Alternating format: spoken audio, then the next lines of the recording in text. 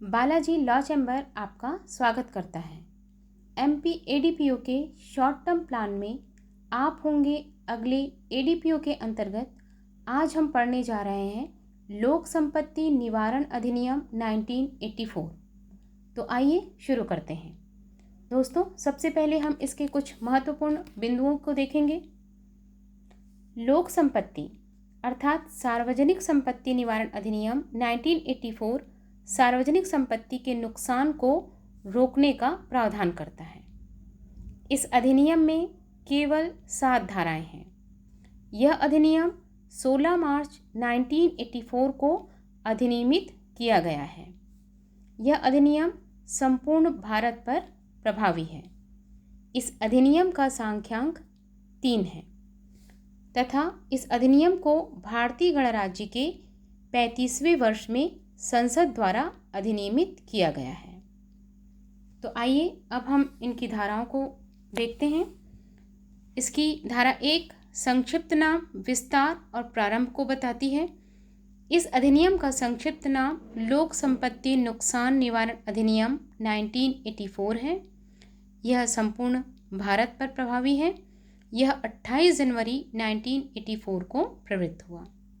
आइए अब देखते हैं इसकी धारा 2।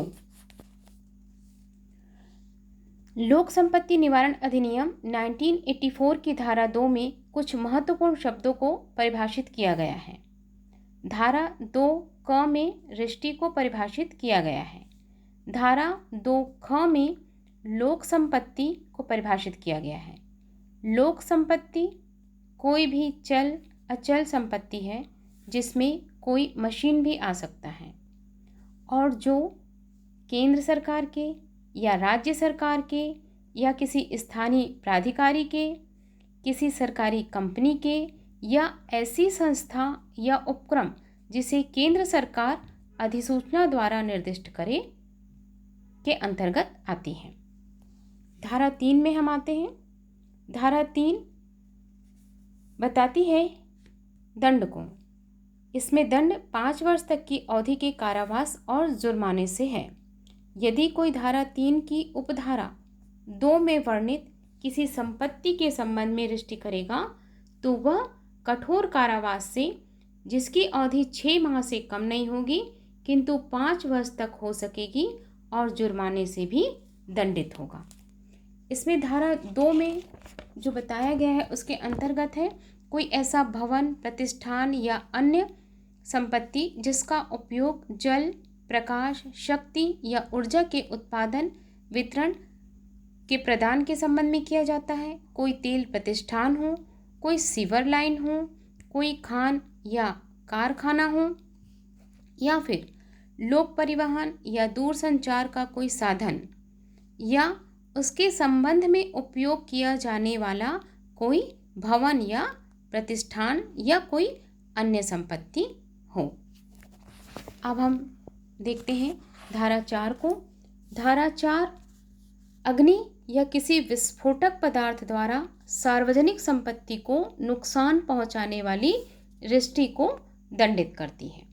कोई भी व्यक्ति किसी सार्वजनिक संपत्ति को अग्नि या विस्फोटक पदार्थ द्वारा रिष्टि करेगा, वह कठोर कारावास से, जो कि 1 वर्ष से कम नहीं होगा परंतु जो 10 वर्ष तक हो सकेगा, और साथ में जुर्माना से भी दंडित होगा। इसमें हम एक बात और आपको बताना चाहेंगे कि यह अधिनियम के अंतर्गत जो अपराध होते हैं वे अपराध जमानती अपराध होते हैं। धारा 5 जमानत के बारे में विशेष उपबंध करती है। धारा 5 के अंतर्गत किसी व्यक्ति को जमानत पर या स्वयं के बंध पत्र पर तभी छोड़ा जा सकेगा जब अभियोजन पक्ष को जमानत के आवेदन का विरोध करने का अवसर दे दिया गया हो। अब हम इसकी धारा 6 की ओर बढ़ते हैं। इस अधिनियम के उपबंध तत्सम प्रवृत्त किसी अन्य विधि के उपबंधों के अतिरिक्त होंगे, न कि अल्पीकरण के लिए, जैसा कि आप अन्य अधिनियमों में भी पढ़ते हैं। आइए अब देखते हैं इसकी आखिरी धारा, धारा 7। इस अधिनियम के द्वारा लोक संपत्ति निवारण अध्यादेश 1984 को निरस्त किया गया तथा अध्यादेश के निरस्त होते हुए भी उस अध्यादेश के अधीन की गई कोई बात या कार्यवाही इस अधिनियम के अधीन की गई समझी जाएगी। तो उम्मीद है आपको ये सभी सातों धाराएं समझ में आ गई होंगी। दोस्तों, हम चाहते हैं कि जिस प्रकार से आपने हमारे वीडियो को प्यार दिया है, ऐसा ही प्यार और स्नेह आप बनाए रखें। और इसके लिए आप हमारे वीडियो को लाइक कर सकते हैं, सब्सक्राइब कर सकते हैं, ताकि हम भी मोटिवेट होते रहें और इस प्रकार का वीडियो आपको लगातार बनाकर भेजते रहें।